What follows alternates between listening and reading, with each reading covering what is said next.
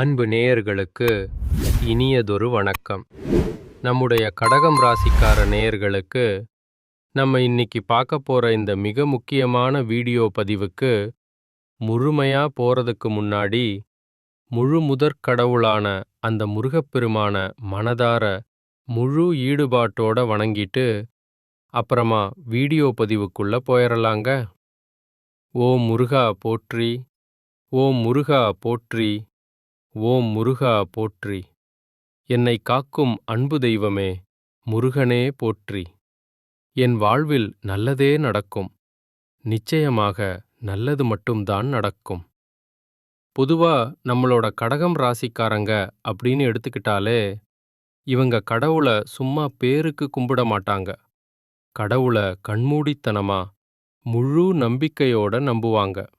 அது மட்டும் இல்லாம தன்னோட சொந்த உழைப்பால மட்டுமே வெற்றி பெறக்கூடியவங்களா இவங்க இருக்காங்க.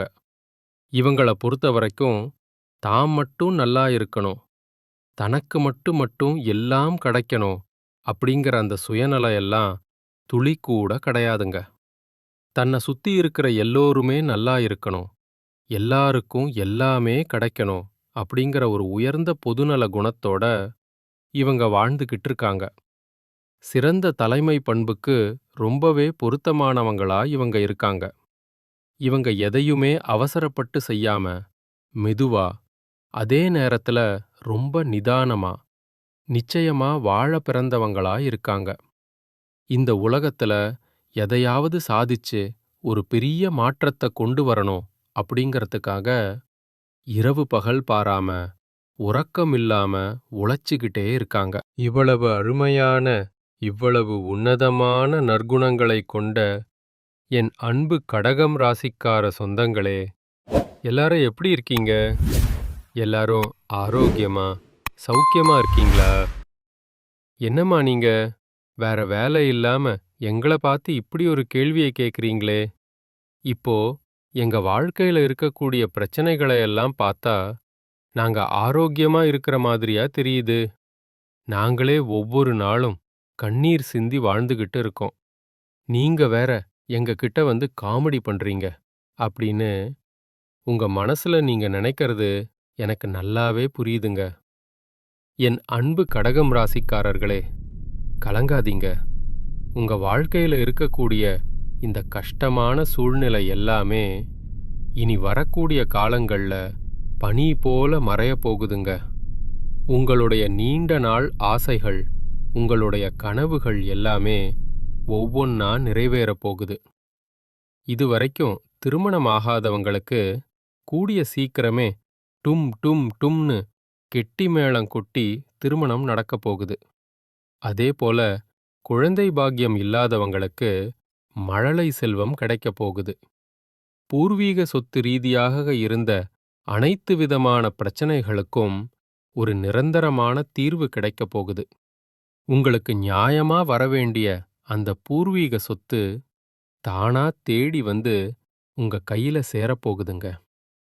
அது மட்டும் இல்லாம இதுநாள் வரைக்கும் உங்கள வேண்டாம்னு உதறி தள்ளிட்டு போன சொந்த பந்தங்கள் எல்லோருமே இனி வரக்கூடிய காலங்கள்ல உங்கள தேடி உங்க உறவு வேணும்னு கேட்டு வரப்போறாங்க. நம்மளுடைய கடகம் ராசிக்காரங்க மனம் இருந்தா மார்க்கம் உண்டு என்பதை வேத வாக்காக கொண்டவங்க. இவங்க நினைத்ததை சாதிக்க முடியும் என்ற அந்த அசைக்க முடியாத நம்பிக்கையுடன் இருப்பாங்க. அது மட்டும் இல்ல, மற்றவர்களுக்காக போராடக்கூடிய ஒரு ரொம்ப நல்ல மனம் கொண்டவங்களா இவங்க இருக்காங்க. இவர்களை பிடித்தவர்களை பற்றி யாராவது குறை சொன்னா இவங்களால தாங்கிக்கவே முடியாது. உடனடியாக அதுக்கு சரியான பதிலடி கொடுப்பாங்க. ஆனா உங்க வீட்ல ஏதாவது கெட்ட சக்தி இருந்தா அது இவர்களின் இந்த அதிகப்படியான பிடிவாதத்துக்கு ஒரு காரணமா இருக்கலாம். அதனால சில விஷயங்கள்ல அந்த பிடிவாதத்தை விட்டு கொடுத்து மற்றவர்களை அனுசரிச்சு தாஜா செய்து காரியங்களை சாதிக்க முயற்சி செய்யுங்க. முக்கியமா உங்க வீட்ல இருக்கிற அந்த கெட்ட சக்தியை விரட்ட வாரந்தோறும் திங்கட்கிழமைகள்ல உங்க வீட்டு வாசல்ல பூஜை செய்யுங்க. ஒரு நல்ல தேங்காய் வாங்கி உங்க வீட்டு சாமி ரூம்ல வச்சு அதுக்கு மஞ்சள் குங்குமம் எல்லாம் இட்டு பூ வைத்து மனதார கும்பிடுங்க. அதேபோல ஞாயிற்றுக்கிழமை மாலை நேரத்துல உங்க வீட்டை முழுமையா சுத்தம் செய்து, திங்கட்கிழமை அதிகாலையில வீடு முழுக்க தீர்த்தப் பொடி தெளித்து சாமியை பூஜை செய்யுங்க.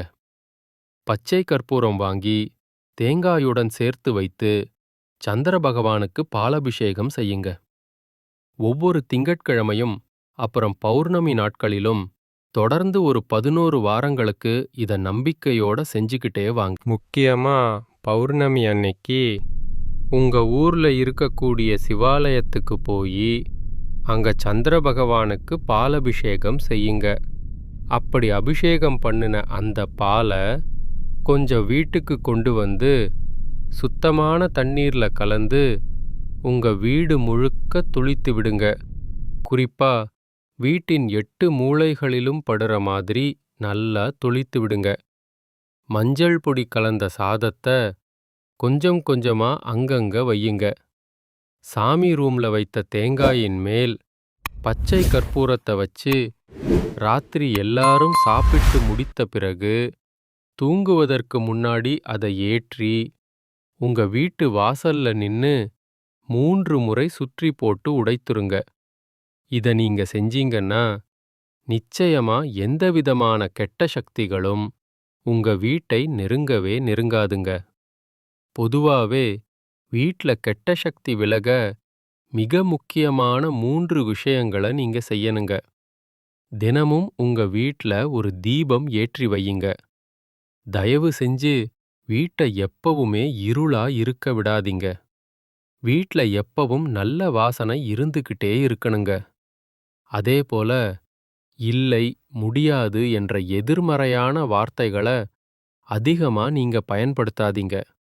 கெட்ட வார்த்தைகளை பேசுறத தவிர்ப்பது ரொம்ப ரொம்ப நல்லதுங்க. கடகம் ராசிக்காரர்களே, உங்களுக்கு இருக்கக்கூடிய கண் திருஷ்டி, எதிரிகள் தொல்லை, கோர்ட் கேஸ் பிரச்சனை, போலீஸ் ஸ்டேஷன் பிரச்சனை, இப்படி உலக தர்ம யுத்தத்தில நீங்க ஜெயிக்க தினமும் ஓம் முருகா போற்றி அப்படிங்கிற இந்த மந்திரத்தை நம்பிக்கையோட சொல்லிக்கிட்டு வாங்க. நிச்சயமா உங்க வாழ்க்கையில நல்லது தாங்க நடக்கும். இத மூலமா நீங்க அறிஞ்சோ அறியாமலோ செஞ்ச பாவங்க எல்லாமே காணாம போயிரும். உங்க மனம் சுத்தமாயிரும். அதோட உங்க வீடும் சுத்தமாயிருங்க. கடுமையான தோஷம், செய்வினை கோளாறு, தொழில்ல நஷ்டம், குடும்பத்துல எப்ப பாரு சிரமம், குடும்ப உறவுகள் பிரிந்து கிடந்தா நீங்க செய்ய வேண்டியது இதுதான். கோமாதான்னு சொல்லக்கூடிய பசுமாடு அப்புறம் கன்றுக்குட்டிய உங்க வீட்டுக்கு பத்திரமா அழைச்சு வந்து கோபூஜை செய்யுங்க. பசுவுக்கு மஞ்ச தடவி குங்குமம் வச்சு அழகான புடவை சாத்தி மாலை போட்டு ஒரு பெரிய வாழை இலையில பச்சரிசி, வெல்லம், வாழைப்பழம் இது எல்லாம் சேர்த்து அந்த பசுமாட்டுக்கு சாப்பிட கொடுங்க. பசுமாட்டுக்கு தூப தீபங்கள் எல்லாம் காட்டி விழுந்து நமஸ்காரம் பண்ணுங்க. இத செய்யறதன் மூலமா உங்க வீட்டில உள்ள கெட்ட சக்திகள் எல்லாமே தானா வெளியில வந்துரும். உங்க வாழ்க்கையும் ரொம்ப அருமையா மாறி போயிருங்க. உங்கள் வீட்டில் இருக்கக்கூடிய கெட்ட சக்திகள் நீங்க. நீங்க இந்த விஷயங்களை எல்லாம் கண்டிப்பா கடைபிடிக்கணுங்க. செவ்வாய்க்கிழமை தவறாம முருகனை வழிபாடு செய்யுங்க. தினமும் மாலை நேரத்துல நல்லெண்ணெய் இல்லனா நெய் விளக்கு ஏத்துங்க. ஓம் சரவண பவ அப்படிங்கிற மந்திரத்தை தினமும் ஒரு 11 முறை சொல்லிக்கிட்டு வாங்க. வாரம் ஒரு முறை பக்கத்துல இருக்கிற அம்மன் கோயிலுக்கு போயிட்டு அம்மனை மனதார வணங்கிட்டு வாங்க. பிரதோஷ நாட்கள்ல சிவபெருமான போய் வணங்கிட்டு வாங்க. செவ்வாய்க்கிழமை அன்னைக்கு அசைவம் சாப்பிட்றத தவிர்ப்பது ரொம்பவே நல்லதுங்க. குங்கும அர்ச்சனை செய்யறது ரொம்பவும் விசேஷங்க. வீட்ல எப்பவும் கொஞ்சம் வேப்பிலைய வச்சிருங்க. நவகிரகத்துல செவ்வாய் பகவானுக்கு வழிபாடு செய்யுங்க. வீட்ல திருஷ்டி பொம்மைய வாசல்ல தொங்க விட்டுருங்க. செவ்வாய்க்கிழமைகள்ல முடிஞ்ச வரைக்கும் சிவப்பு நிற உடை அணிஞ்சுக்கோங்க. நெத்தியில எப்பவும் குங்குமம், சந்தனம் வச்சுக்கோங்க. வலது கையில செம்பு காப்பு போட்டுக்கோங்க. வாரத்துக்கு ஒரு முறை கடுகு, உப்பு வச்சு திருஷ்டி சுத்தி போட்டுக்கோங்க. வீட்டை தினமும் சுத்தமா வச்சுக்கோங்க. உடைந்த கண்ணாடி, தேவையில்லாத பழைய பொருட்கள் இதையெல்லாம் தயவு செஞ்சு உடனே அகற்றிருங்க. நீங்க வெளியே போறதுக்கு முன்னாடி உங்க இஷ்ட தெய்வத்தை மனசுல நினைச்சிட்டு அப்புறமா வெளியில கிளம்புங்க. சரியான நேரத்துல, உறங்குற நேரத்துல உறங்குங்க. காலையில வெறும் வயிற்றில வெந்நீர் குடிங்க. வாரத்துக்கு ஒரு நாள் நல்லெண்ணெய் தேய்த்து தலைக்கு குளிங்க. கோபத்தை எப்பவும் கட்டுப்பாடோட வச்சுக்கங்க. தேவையில்லாம பெருமை பேசாம இருக்கிறது உங்களுக்கு ரொம்பவும் நல்லதுங்க. எல்லோர்கிட்டையும் உங்க ரகசியத்தை பகிரக்கூடாதுங்க. மனம் கலங்கும்போது அமைதியா, மௌனமா இருந்துக்கோங்க. தினமும் குறைஞ்சது ஒரு 5 நிமிஷம் தியானம் பண்ணுங்க. தீய வார்த்தைகளை பேசுறத தவிர்த்திருங்க. எதிர்மறை எண்ணங்கள் கொண்ட மனிதர்களிடமிருந்து கொஞ்சம் தூரமாவே இருந்துக்கோங்க. பொறாமை, கோபத்தை குறைச்சுக்கோங்க. பிறரை மதித்து பேசுங்க. தினமும் நன்றி சொல்லும் பழக்கத்தை வச்சுக்கோங்க. செவ்வாய்க்கிழமை அன்னைக்கு சுண்டல், பச்சை பயிரை தானமா கொடுங்க. ஏழைகளுக்கு அன்னதானம், உணவு வழங்குங்க. பொன்னாங்கண்ணி கீரை, அகத்தி கீரைய உங்களுடைய உணவுல அடிக்கடி சேர்த்துக்கோங்க. காரம் அதிகமா சாப்பிடாதீங்க. முடிஞ்ச வரைக்கும் காரத்தை தவிர்த்துக்கோங்க. வாரத்துக்கு ஒரு நாள் பழம் மட்டும் சாப்பிட்டு விரதம் இருங்க. வெல்லம் கலந்த நீரை தினமும் குடிங்க. சிவப்பு நிற பூக்களை தானமா கொடுங்க. வீட்ல தினமும் விளக்கு முன் 1 டம்ளர்ல நீர் வச்சிருங்க. எலுமிச்சை, மிளகாய் இதையெல்லாம் வாரம் ஒரு முறை மாற்றுங்க. இரவு தூங்குறதுக்கு முன்னாடி உங்க இஷ்ட தெய்வத்தை நினைத்து பிரார்த்தனை பண்ணிட்டு தூங்குங்க. செவ்வாய்க்கிழமை மாலை நேரத்துல நீங்க செய்யக்கூடிய ஒரு அற்புதமான பரிகாரம் என்னன்னு பார்க்கலாம். ஒரு எலுமிச்சை பழம், 2 கிராம்பு, 1 பச்சை மிளகாய் இதையெல்லாம் வாசல்ல வச்சு விளக்கு ஏற்றி முருகப்பெருமான மனதில் நினைத்து வேண்டிக்கோங்க. உங்கள் வீட்டில் இருக்கக்கூடிய கெட்ட சக்திகள் எல்லாமே பஞ்சு போல விலகி போயிரும். உங்களுடைய குடும்பத்துல நல்லது தாங்க நடக்கும். உங்கள் வீட்டில் தீய சக்திகள் இருந்தா நீங்க வீட்ல என்னென்ன தெய்வ புகைப்படங்களை வைக்கலாம் அப்படிங்கறத பத்தி இப்ப தெரிஞ்சுக்கலாங்க. காஞ்சி காமாட்சி அம்மன் தீய சக்திகளை அழிக்கக்கூடிய அபாரமான சக்தி இந்த தெய்வத்துக்கு இருக்கு. வீட்ல தைரியம், பாதுகாப்பு தரக்கூடியதா இது இருக்கும். அடுத்தது காளி, பத்ரகாளி. கெட்ட சக்திகள், கண் திருஷ்டிய விளக்க இது ரொம்பவே உதவுது. பயம், தடைகளை நீக்க இது உதவும். மகாவிஷ்ணு, மன அமைதி, பாதுகாப்பு தரக்கூடிய தெய்வம். எதிர்மறை எண்ணங்களை குறைக்கிறதுக்கு இந்த தெய்வம் உங்களுக்கு ஒரு பெரிய பாதுகாப்பா இருக்கும். ஆஞ்சநேயர், தீய ஆவிகள், பயம் விலக நம்மளுக்கு ஆஞ்சநேயர் எப்பவும் துணையா இருப்பாரு. வீட்டை காக்கக்கூடிய காவல் தெய்வமா இவர் இருப்பாரு. பைரவர், இவரு இரவு நேர எதிர்மறை சக்திகளை விலகக்கூடியவரா இருக்காரு. வீட்டு சுற்றுப்புற பாதுகாப்புக்கு பைரவர் ரொம்பவே பாதுகாப்பா இருப்பாரு. நரசிம்மர், தீய சக்திகளை முற்றிலும் அழிக்கக்கூடிய சக்தி இவருக்கு இருக்கு. சக்தி வாய்ந்த பாதுகாப்பு தெய்வமா இவர் இருக்காரு. சாய்பாபா, மன அமைதியை அளிக்கக்கூடிய தெய்வமா இருக்காரு. தீய எண்ணங்கள், கவலைகளை விளக்க இவர் எப்பவும் துணையா இருப்பாருங்க. வீட்டுல வடகிழக்கு மூலையில நீங்க இந்த தெய்வ புகைப்படங்களை வைக்கலாங்க. கிழக்கு அல்லது வடக்கு சுவர் இருக்கிற இடத்துல நீங்க தெய்வ புகைப்படங்களை வச்சீங்கன்னா தெய்வ அருள் முழுமையா உங்களுக்கு கிடைக்குங்க. குலதெய்வம் எங்கேயோ இருக்குது, என்னமோ இருக்குது அப்படின்னெல்லாம் நீங்க நினைக்க வேண்டாங்க.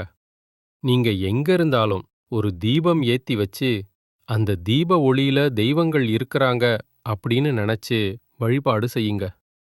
குலதெய்வமே தெரியாவிட்டாலும் பரவாயில்ல.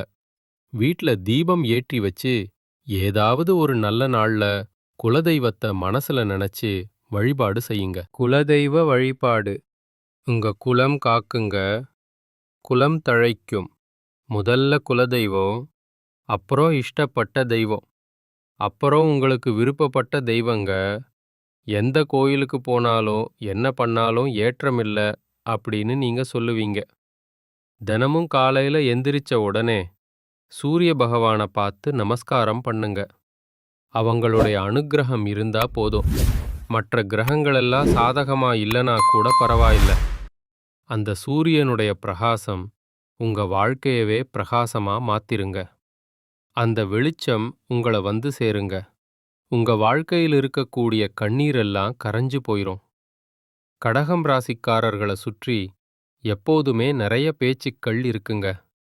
உங்களை பற்றி கிண்டல் செய்பவர்கள், கேலி செய்பவர்கள், இவங்களையெல்லாம் கண்டுக்காதீங்க. தொழில் எவ்வளவுக்கு முக்கியமோ, சம்பாத்தியம் எவ்வளவுக்கு முக்கியமோ, அதே போல உங்களுடைய உடம்பும் ரொம்ப முக்கியம். உங்க மனசும் ரொம்ப முக்கியங்க.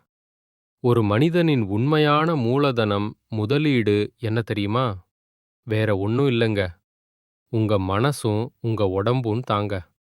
அதனால அத பத்திரமா பார்த்துக்கோங்க. நல்லதே நடக்கும்.